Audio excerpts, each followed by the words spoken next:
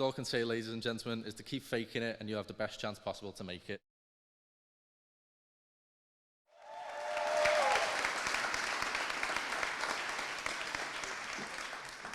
Good evening, ladies and gentlemen of the House. Thank you all for coming and welcome to perhaps the most elaborate and pompous examples of clowns spouting mediocre, confused speeches ever seen by the public, at least since last week's televised election debate.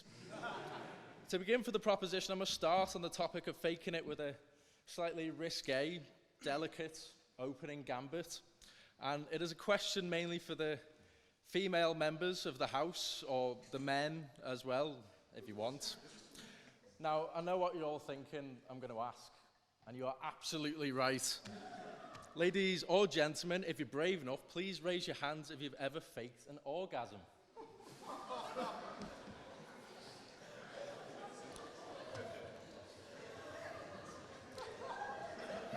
Right.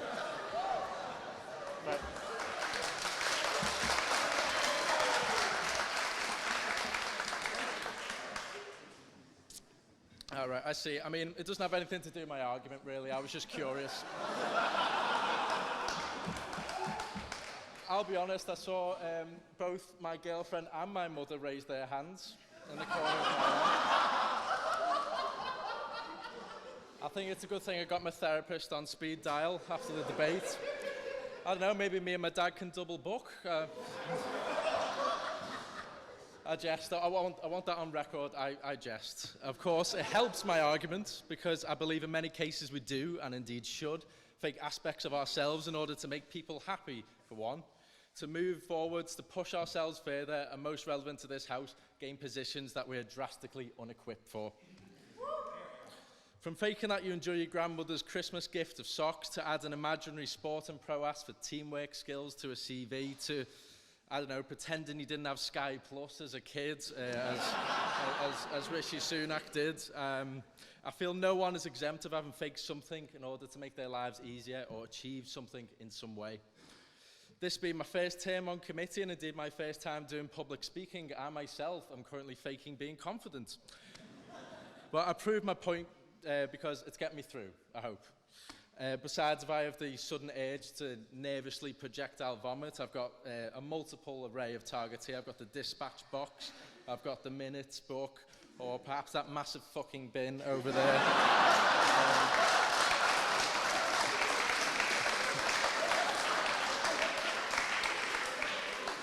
And on that bin shell, before I expand on my argument, it falls on me to introduce the speakers in opposition for tonight's debate. Leading the opposition is Barney Wakefield, a second-year geographer at Brasenose College, and he's leading quite appropriately, I must say, given his long yet unachieved aim to go far in the returning officer arm of the union. And for the normal, sane people here, read that as basically the Union Feds, or actually I've had a recent note that is now the Tommy Robinson Appreciation Committee. Not exactly sure what that means, but there we go. And so he is clearly dead against any fakery used to earn elected positions, although ironically perhaps some fakery could actually lead him to gaining the position he so craves. However, with Barney helming from Huddersfield, my colleague Ben from Newcastle, and myself being, and I've been told by the Chief of Staff to apologise for this, from Liverpool, we can clearly see that our President entrusts us Northerners with tackling only the most influential and headline-making matters of our time, as well as ticking off his, charity, events of the term. However, I'll just take as us Northerners generally being funnier than all you posh bastards.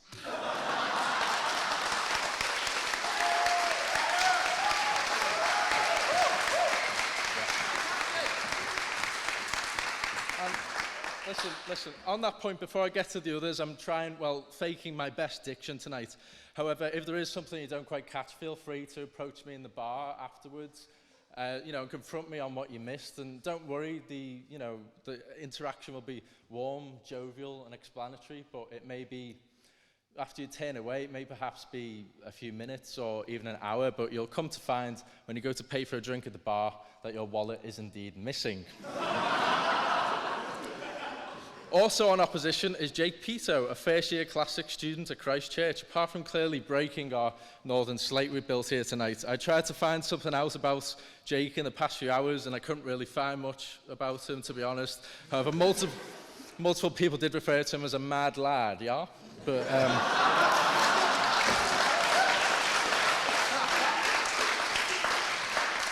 so I'll let that speak for itself, and we'll have to see just how mad he gets.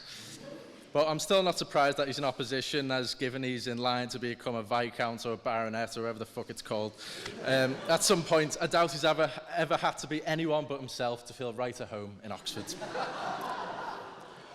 Moving on from Jake. No, ladies and gentlemen, the house has not been pumped with an airborne psychedelic drug. You are indeed seeing correctly. Despite having our fair share of clowns, both from nobility as members and as guests of the union, this is the first time we've actually seen one holding a title actually attend a comedy debate. I'm of course referencing our Lordship Count Binface, himself a leader of the Recyclons from the planet Sigma 9, as well as being a previous candidate for the London mayoral election and currently expressing intention to compete in the current general election. I would say he is, in many senses, an all-round piece of trash. Mr. President, these are your speakers, and they are most welcome.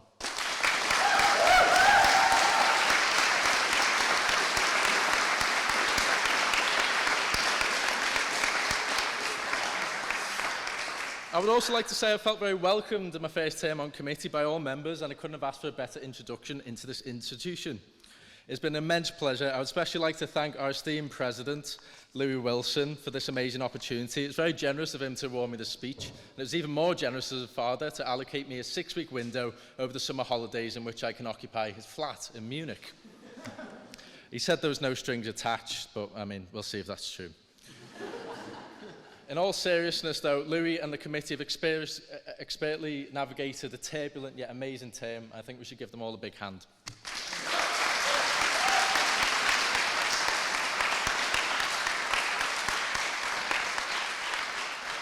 But I'm not done with Louis just yet. He leads perfectly into my argument, as Louis, of course, began as an actor before approaching the union. It was perfect training. He himself, in many instances, faking the part of a supporting character in order to actually become the lead. But I mean, we all fake in this institution. One of Louis' most infamous predecessors was a little-known boy called Alex. No, Alex? Okay, maybe not. But he might have been more known when he came to Oxford and the Union and adopted the more comedic Boris upon arriving at the Union. And I suppose that doesn't help my case very much, as we all know how that went in terms of being equipped for a role. But nevertheless, this fake of a new name and identity was fundamental part of him making it and making the common people's lives a fucking hell. What I'm trying to say is Oxford itself is a world of masks, and no, not just the ones we wear at various secret pig orgies. I'm talking about all university life is seen as a way in which we can reinvent ourselves and reach further than we ever could before. So we should embrace it, understand it, and use it for our benefit. However, let's take this argument out of this little arena of jumped up, self-inflated 18 to 25-year-olds playing silly politics and instead into the real world. Of course, faking for personal gain can be bad.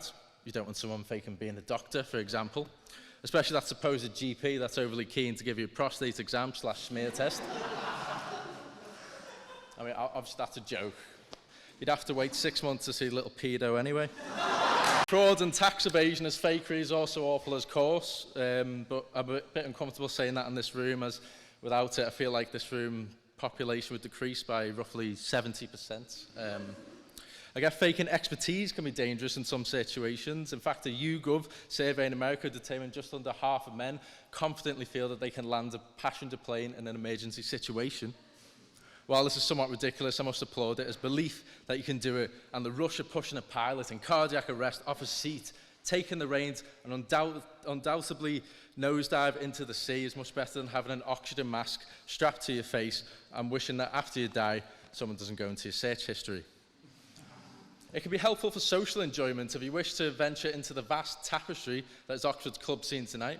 You'll find people convincing themselves through alcohol and an array of other substances that the club is anything but the absolute shithole it is. Yet they're all convinced they're having a great time, and that's okay. And most importantly, and what I finally want to come to, is this debate references most directly the use of faking it to achieve a position or to make it. I'm going to refer to my own personal statement in which I used to enter Oxford University. I stated, English literature is a solace of freedom in which I can only truly express myself. However,